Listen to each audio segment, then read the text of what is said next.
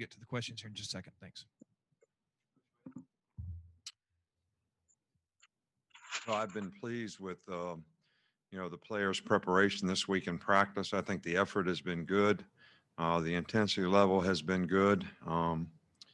But, I'm encouraging the players to make all their decisions based on winning.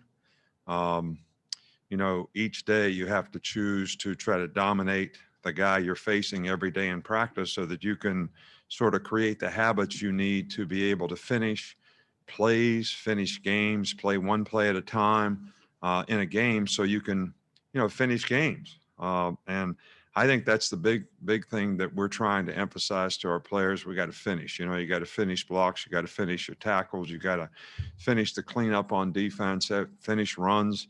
I mean, that's the big thing. We haven't played a game for a long time, so we got to get out of practice mode and make sure we're practicing to develop the habits that are going to become a part of our DNA as competitors in terms of how we play in the game. So, that's probably the most important thing.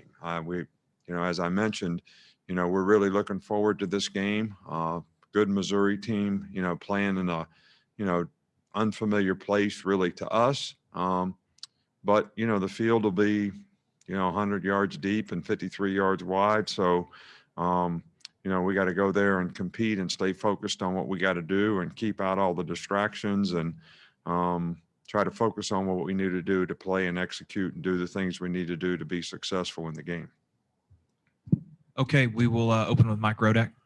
Nick, just how much of a challenge will it be to have your mask on at all times on the sidelines, but also be able to speak into your headset and have players hear you? Well, I think, this is the kind of, mask that I wear. And it is a little bit difficult, to speak, with this kind of mask. I may do a little research in the next couple of days and see if there, is something better to do. I think, especially when you're, talking to somebody from a distance, it's kind of natural to want to pull it down. And so you can, not yell at them, but yell to them, whatever it is, the point you're trying to make. So I think it will be a challenge, but I also think it's important, for everybody to respect what we're trying to do so that we can play safely. We'll go to Charlie Potter. Hey, Coach, just want to ask you about the punters. You said there's a healthy competition there. Just how have you seen that progress? And do you expect to maybe see multiple guys kick on Saturday? No, because we're not going to take multiple guys on a trip. We can't, take extra specialists. We're going to evaluate how everybody did, over the course of this week. I think we have 3 guys that are very competitive at that position, and we'll probably make the decision tomorrow. But we're not going to take multiple punters, and we can't afford to do that on the road. We need to take as many healthy players as we can that can have a role and contribute in some way, to the team and to the depth of the team. Okay, go to James Ogletree. Hey, Coach, you've talked often about how the biggest key for Mac is playing the next play and moving on and not being too emotional, and about the progress that he's made in his ability to do that. I'm curious if there was a specific turning point where you really saw him start to grasp that at whatever point in his career. Well, I think last year when he played, for the most part, he did a good job of, staying within himself and doing that. I think sometimes in practice, especially when things don't go exactly like we have them drawn up, he can, sort of overanalyze things a little bit in terms of maybe why it didn't work rather than just focusing on the next play. But basically in the last scrimmage, I thought he played really, really well. I saw, really good signs of, what he needs to be as a leader and to be the quarterback to play winning football. And I was very encouraged by that. We'll go to Michael Casagrande next. Yeah, Nick, just wonder, what was the biggest question mark you hope to answer with the game Saturday at Missouri? Well, I think there's a lot of questions. I don't think there's a biggest question. I mean, every player that you're playing that's a new player that hasn't been a starter before, is obviously how they're going to respond when they get in a game environment, especially young players who haven't been in a situation like that before. I think when you have new starters at any position, regardless of what their role on the team has been, in the past. How are they going to respond to the new role, the new responsibility that they have? Same thing at the leadership. Some guys are assuming leadership roles now that, they didn't have to do in the past, even though they played. How are they going to, manage that? So there's a lot of questions that get answered in the first game. I think, first games usually tell you a lot about where you are and who you are. And that will be probably the most interesting thing to find out, for us, overall. Okay, we'll go to Drew Carter with NBC 13. Hey, Coach. Earlier this week, we saw Mac Jones pretty much name every starter on the Missouri defense with their number and a little scouting report on them, too. What do you think that says about his preparation for this game specifically and as a whole? Well, I think that's really what you'd like for players to do in terms of their preparation. You got to know yourself, obviously, but you also have to know your opponent. And they have a very good defensive team. I think our players respect that. And they've got a lot of starters back from a year ago. So that's a good thing that we're well prepared. We understand exactly who's going to be where. I think that's important for the quarterback. It's important for the offensive line, especially when it comes to pass protection and point outs. And the running back has to know the same thing. So same thing for the defensive players. They need to know who the wide receivers are. They could end up in various places. They need to know who the tight ends are. They need to know who the runners are. So, we try to do a very thorough job of getting them that information. We also even, have what we call signal callers meetings where, a player is assigned to a specific thing that he has to research and study and then report on Friday night to his teammates. So, these are all ways to try to get players to understand how to prepare for a game. Okay, we'll go to Brett Hudson. Hey, Coach, how much has Christian Barmore been able to do in practice this week, and do you see him being available Saturday? I can't really say right now. He's done a little more each day.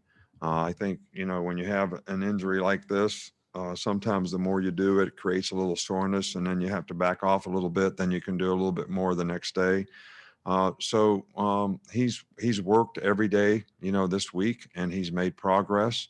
And we're encouraged by, the progress that he makes. I think he gets a little frustrated because he wants to be 100%.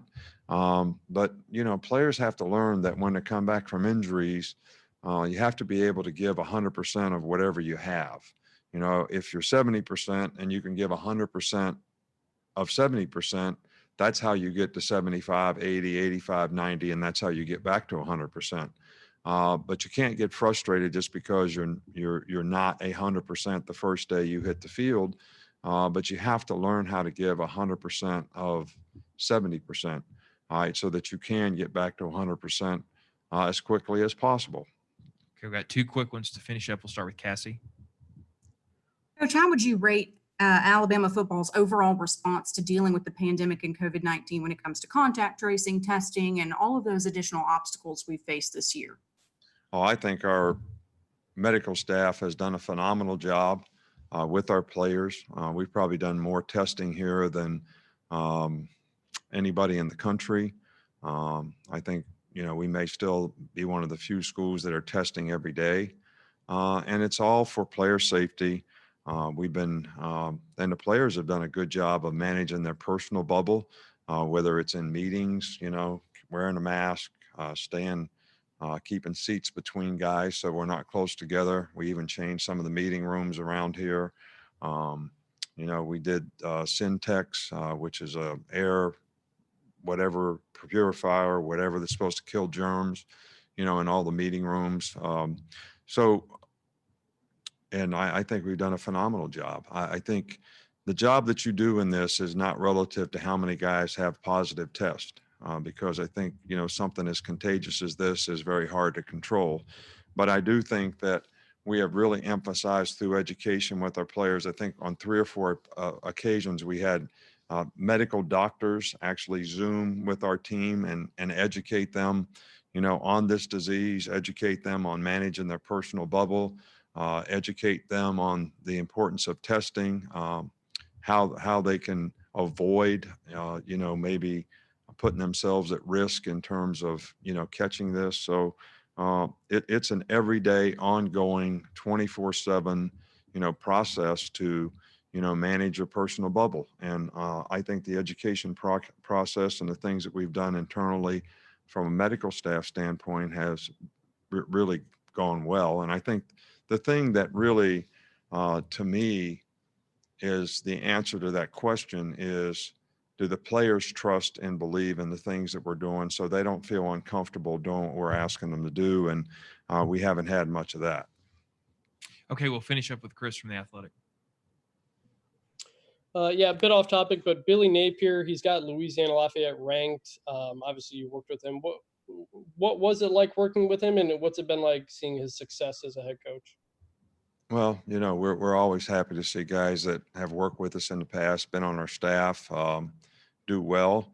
I certainly have a lot of respect for Billy. I actually went over and spoke at a fundraiser at ULL a couple years ago to, help his program out. And we played him a couple years ago or last year. I can't remember. It's been a while back, but they were very well coached and very difficult, to, stop offensively, and their players play hard. They're very disciplined. So I think he's done a phenomenal job with the program there. It's no surprise to me.